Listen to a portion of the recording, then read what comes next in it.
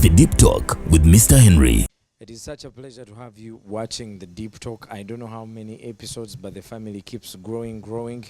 Buli lunaku abatulaba ku TV esaawa zino okola kyamaanyi nnyo. If you're watching this show on YouTube, remember to hit the subscribe button. Now, I'm with a gentleman. If you listen to radio, if you watch TV, it doesn't matter how old you are, Mosh. That's how big you are, by the way. It doesn't matter how old you are.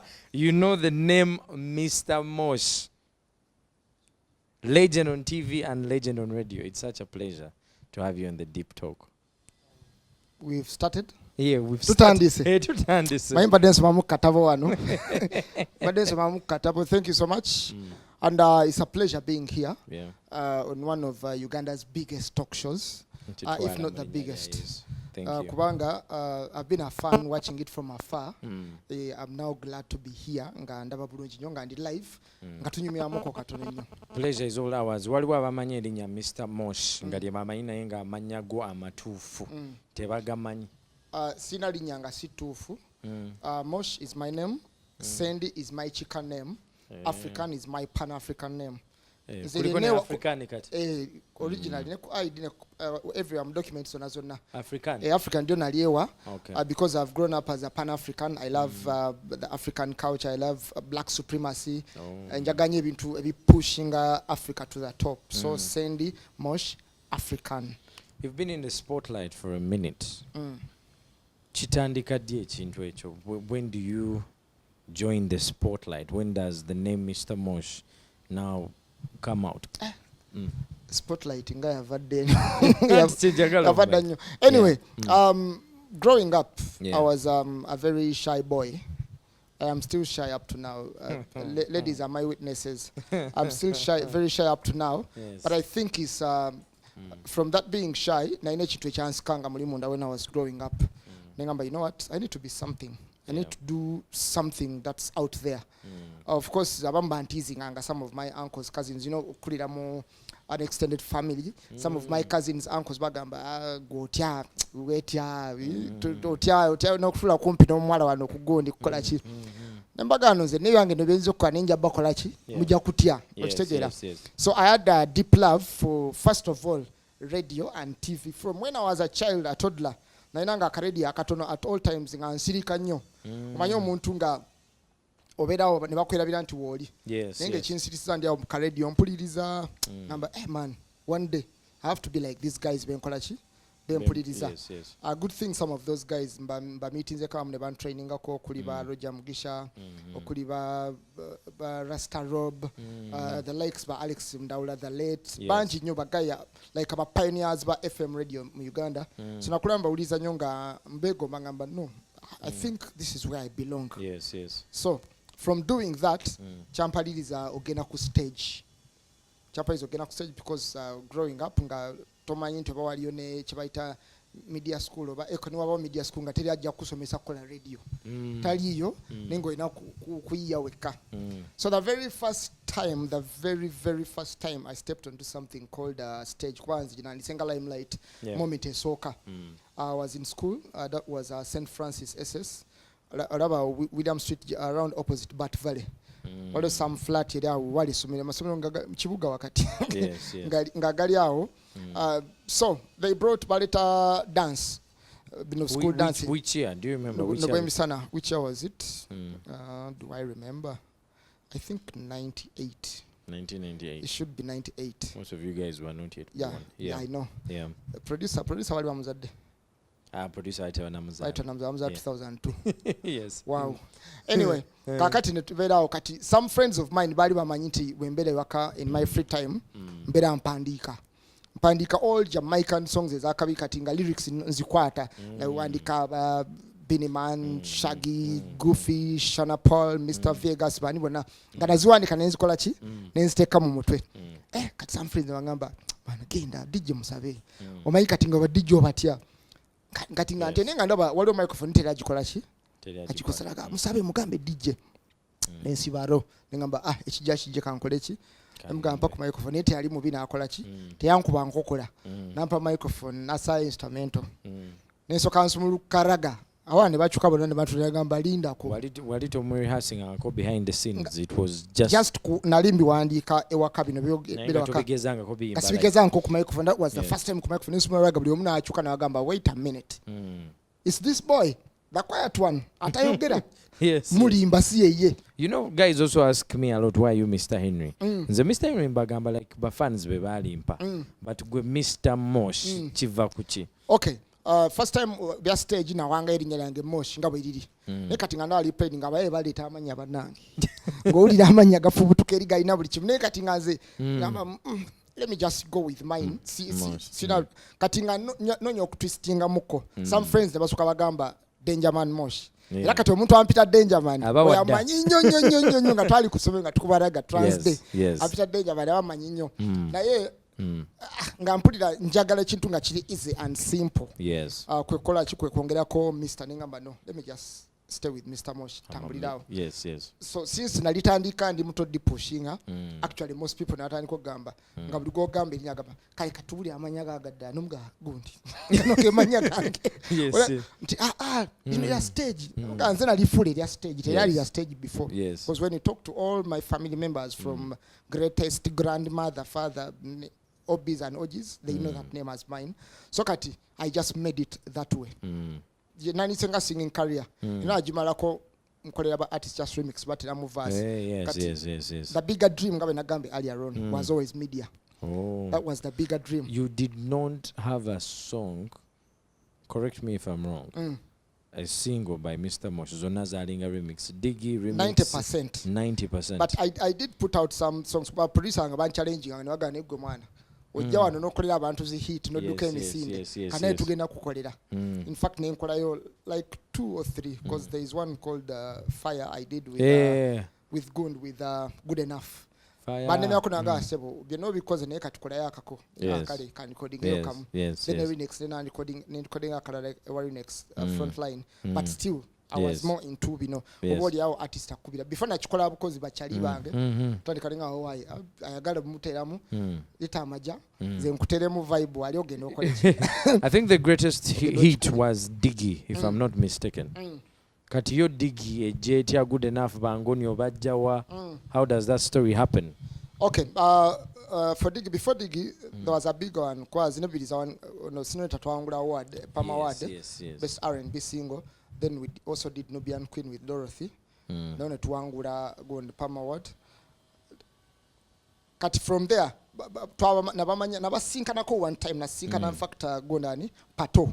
Pato nanga man tuna kantu ketuiye na inja kugamba very soon tukwetaga njaga tuogeremu ngamba kale nabankubira a year later twakoze studio nga eke mwalimu ngamba ntiye kati mane one afternoon agamba there is something here na ye kino manyiwo kitulamu kigena kwata abantu onaona ngamba kale I'll come but before that mbanjagala mzizingira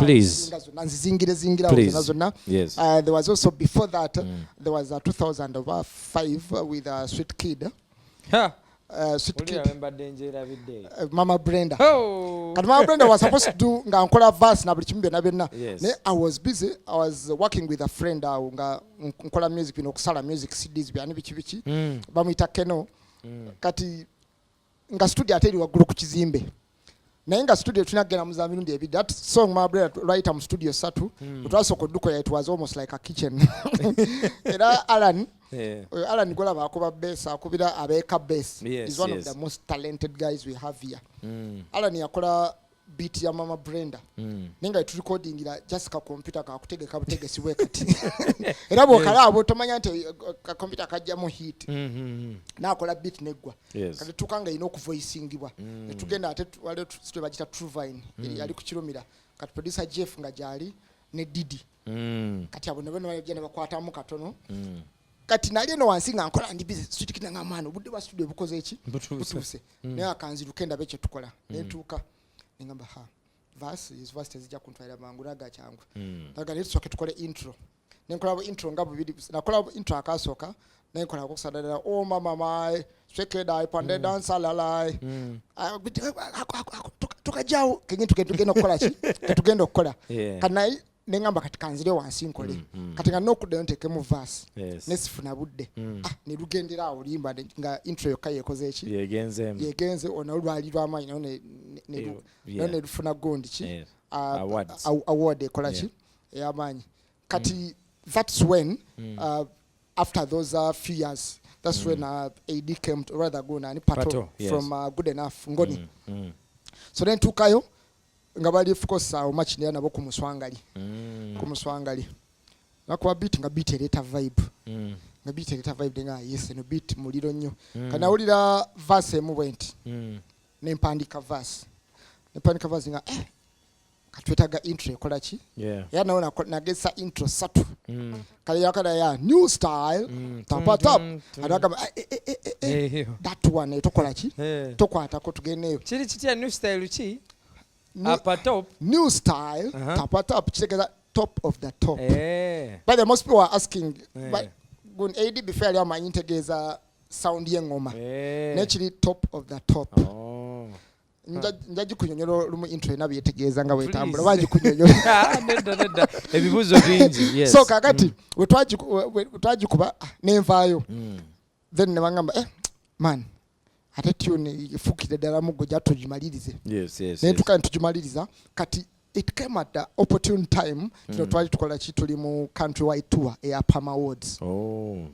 nagamba man kati kutuwa joli fete tuliyo promote that song everywhere you do what everywhere you go promoting tambuzo liyimba then nkala kine bankwasa gondi CD ne flash kati twasokera Mbale nengende Mbale I went as an MC but of course bamanyi ono MC ekakubalaga yes kati yanga biridi mo chabi kubira ndala ngabikuba nemikuba biridi noni manendu kuba inokulaba abantu they ran mad in 1 minute ngamba linda katono this is a new song balu yigiddewa ne balukuba kanendulekera ne badije ne balekera copy tugenda ejinja same thing tugenda leader same thing tugenda Fort Poto same thing Mbarara Fort Poto ngenda okwetola okuva Mbarara nga the song has become something else radio everywhere every minute it is playing at a countrywide so in a few weeks batandise okuba masimu kati tubagale like that became the biggest kubanga lwakuba wanaloka ine utambula ne East Africa ne rubuka ne MTV base ne rukola ki ne rusika ne rufuna I think channel O yaliwo at that time channel O MTV base East Africa TV zona nzirusika ne rukola ki ne rugenda so notani ko yingiza ku majaka amajaga music agadane gakola ki galinga gadega MC no kutegeka bu events ba beach agabifone kati aga music ne gakola ki negayingirawo but of course still nga vibe na lincha aska vibe edge nonya opportunity yachi ingira media December 1999 I think nebanteka ku poster soko bunene the first time you on a poster first time poster nene katinga kuba iri holiday makers yali ekwata bana abera mitwale ebiri mu kitundu gw'abaana nabateka ku poster kati mbagamba manyi I won't come alone nayo bachali bange chali bange mbuza asoka yali ani yali buchamani kati ngajaga tukubera goli nga buchamani kali mwako obulema nga kubaraga buli mwa mukola ki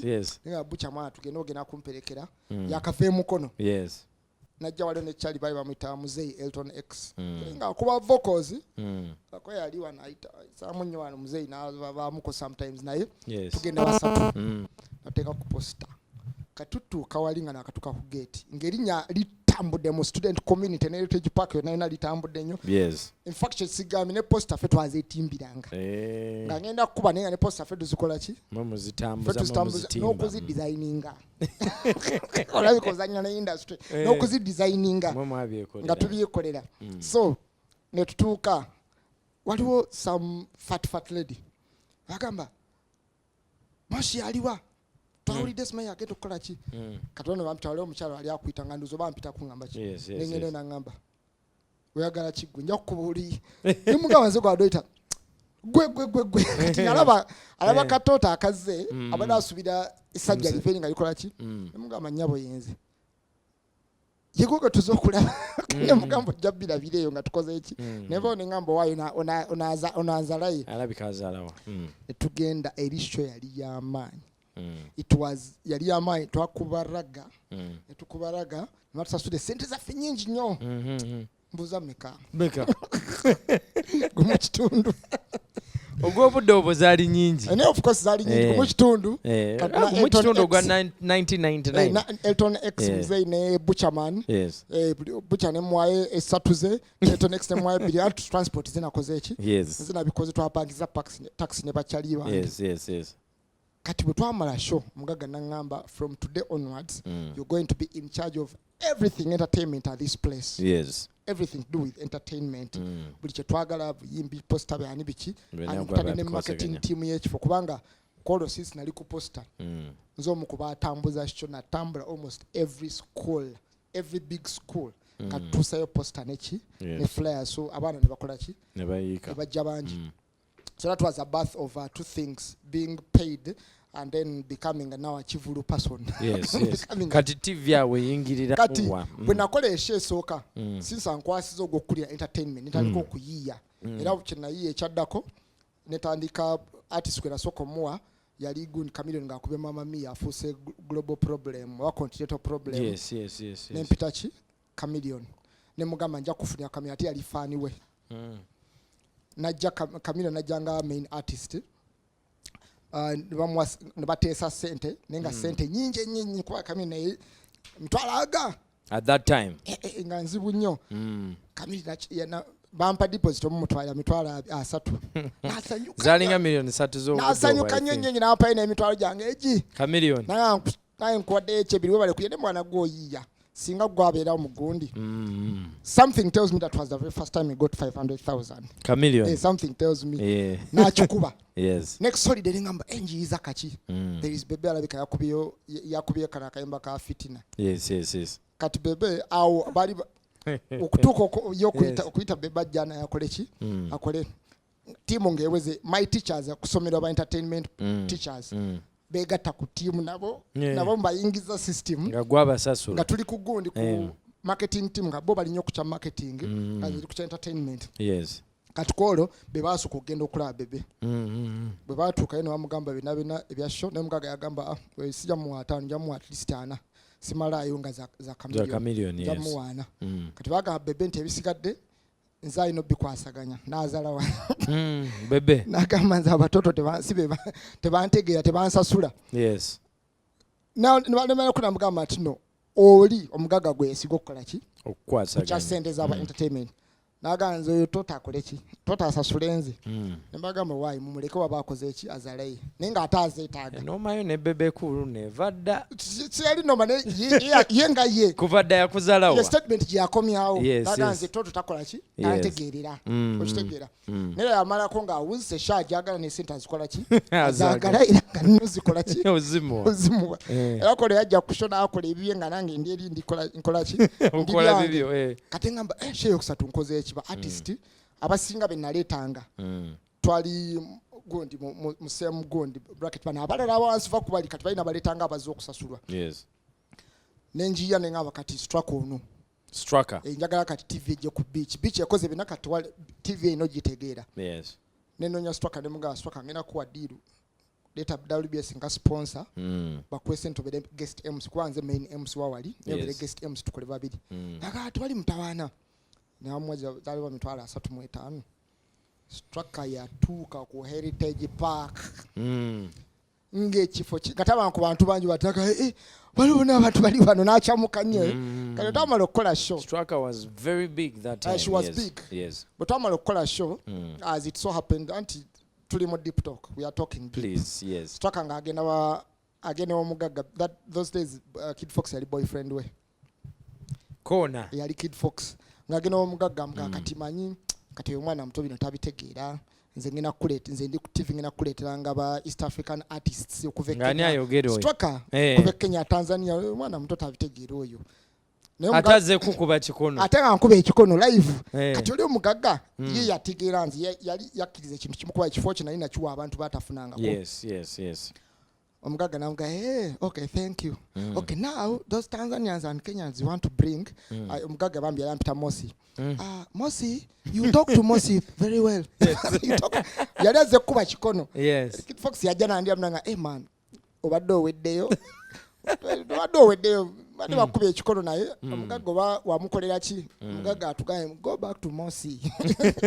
So yes Straka ngala bademo ono nakuwadde kadiru kati kye nafunamu nze kwolwo WBS cameras zajja kwaliko ne producer wa Teens Club yaliko bali bamutajja Sinta ne bakwata show ne bagitwala ne bagiraga ku TV nenganze shemadi gaga nchikoze eki njifunye mbadde ku TV asigaze ebibyenze nyingi de TV katomundi ogusoka ngandi MC era waitawo banga ki that very mwenyini Straka nga agudde mu soku TV bamususpendinze ne yali bawe bali bakola nayo omulala that time babbabe babiri bamususpendinze kati banoonya omuntu mangu anatula muki mu show kati the other producer wa Teens Club na fokulanga nfuna contact lemuwa nankubira nangamba can you come to WBS singomanye misinde ginasituka nga TV ediwe yakabi na buke misinde nemfobo tukampaka ku WBS nagamba dwalinga lwa kusatu nagamba kola mugundi screen test nagamba I've been waiting for this moment all my life bichivye mungamba nenyingira mbaga mwagala show kijemba nkola nenkola sample ya Jam Agenda Teens Club African Rhythms ne late show Straka yenyini bali batwitanga batano agenda waliwo ne Marcus wakati ali mugundi okay waliwo Marcus ali ku one of the radios those radios alinga PD bali twalinga batano ono Marcus weli kugundi should be that Marcus Marcus ngagena kola share gospel waliyo ne Fat Boy nenga jide ne Fat Boy katinga buli omugo achanti ali ku radio munene wa kabi already ali ku radio yali ku radio nga wa kabi nenga man nafuna chance wano nenkuba nengamba kanchifireko bana kama ochifirako bava muno nayingiro manyi okulaba bava muno omugagga w'ensingo osoka n'ensoka mbaye leero mpedde kadagina ngamba kati gwokola ki wano najjanga amazobbira bamu muvubuka ova luddawa kati zina mugamba ate gyensula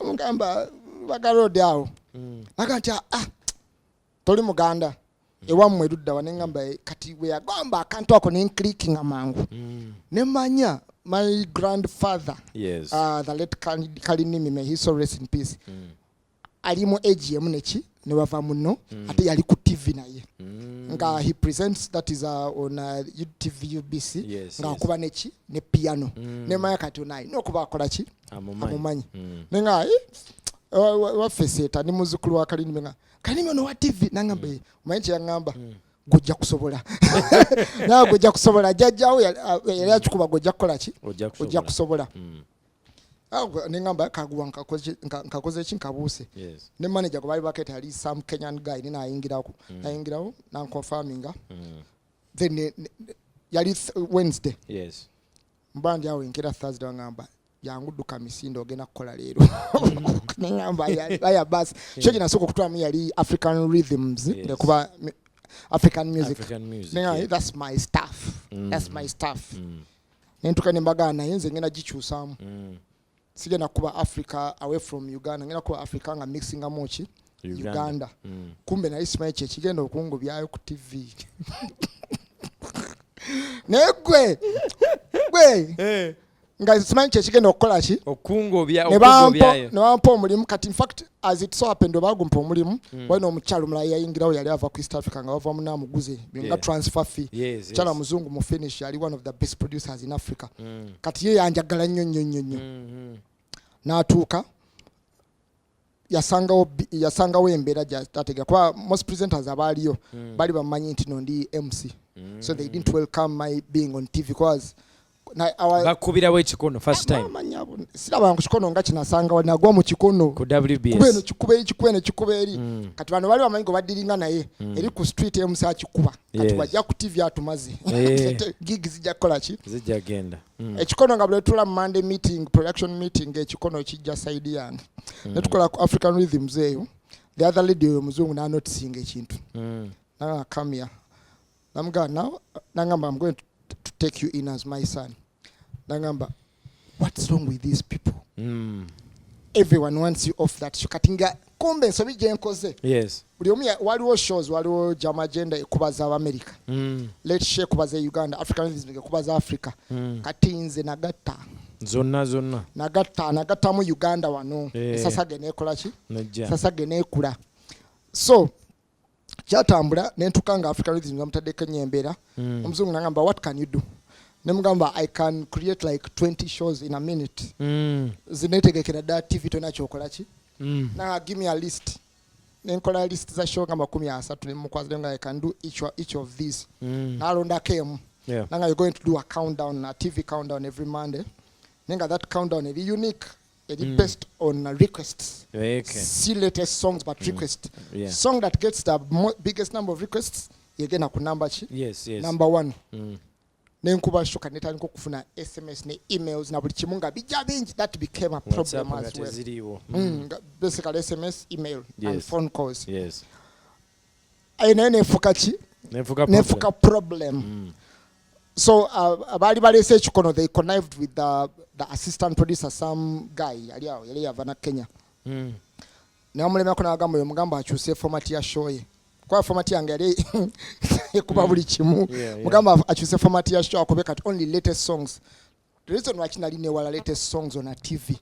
Mo countdown it gets boring. Exactly. It gets boring and very predictable. Yes. Remember, I don't want something usual. Njaga chintu chili unique. If the song came out 5 years ago nenga lufunya request makumi abiri ugena ku number 1. Yes. Nobody had done that on TV anywhere. So I wanted to start it. Nemanga kati choose a format nenji choose. Of course nga kuuliza abakola ki. Yes. Kati najichusa I started getting messages as complaining. You don't play our songs blah blah blah blah. So they got screenshots of messages complaining and then they go to the manager. Tatikati ono takola bintu bebagamba. Yes. Which year are we talking about? That was 2007 I think. Yes. 7. Jukira abangambye benyine okukyusa bakama bachogedda mu meeting abuli omakola ki. Awulira. Managing director at that time Elvis Sechanze wa Club Silk. Yes. Nga mpita mu office. Nga neyo manager wali some other guy. Kakamba, what's wrong? Nemugamba bangambye andaga messages bamulaze. Abangambye nkyuse. Nkole latest inve original format je nakola ki. Guy yankanulira amaso lina ngamba when did I ever tell you that? Nabigamba ddi. Like nagwama inensirira bwenti. What? This is how the world works. Guy nagamba sikugamba nga I've never told you that. Okitegera? Nitula bwenti. Nengamba, you know what? That's how WBS fires you. No, negoba by the way. Nga contract yange likemi myaka eje. Nitula bwenti kati nga nali manyi what I'm doing nkisobola nkimanyi. Sichikola kubanga banyamba buyambi. Yes. No kugendayo era bampita after me putting in that effort. Yes. So I didn't go to ask for a job. I was called for a job. Yes. That was the difference. Nengamba kati Elvis nagamba no nesaga tukayane nangamba kati tukole one thing. Yes. Either go back to the old format oba tukole kyekirala. Nemugamba manyi ne show sikajagala kati because there is no one going to confuse viewers like I was that. Doing one thing I switch and do some other things. I'm not going to confuse nga yeshukati bajuwa omuntu omulala. Nenga let me create another show. Nemugamba I can create 20 shows in a day. Nga zonna ziwedde buli kimunga bwegenda okukola ki okubeera. Nembalaga show nga 5 awo ezasooka. Nebagamba kola in fact nayingiise spotlight.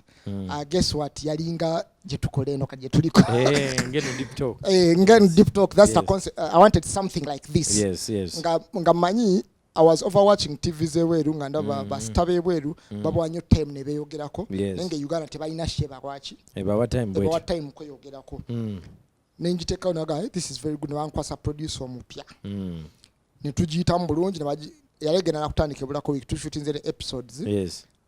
Awo TV ndale yingide bagita batya NTV. NTV we yatuka nayo abali na basingo kuba bakaibe yali singo kola ki okwagala yasooka mu ba producer neyoleramu ne yali bali bakwasa show yange ngamba ekiri fine nagenda kati ngenda okubawo ndabe bitaliga mbanda ba TV somehow ndaba shonge ina the whole concept from zero ngawe najikoze ngamba in fact it's my cousin as well yajana ngagwe sure jiwanda ze kwana you are creating ngangira bawalala ningira banensokanzi gwa mamanyi. I was so frustrated. Kati show echaliko ku TV. Sijagenda yenyo for personal reasons. Si egundi erije. So ko kirekecho sijagenda yeyo. I was so frustrated ningamba kati TV nkumaze. I quit. Nenkwata ID nenje basulirawo nentamba nengenda. Ngamba yesto inaga kanzile ku stage nkole gundi. Kati kanonya ate radio. TV nkozeko pateyo kati let me look for radio. We're going to take a quick break. The story is long. That's why kugwayo. But thank you so much for watching. You leave a comment. When we come back, we are going to talk about radio and then TV again, Bobby Wine and politics and marriage. Tovao, it's the Deep Talk.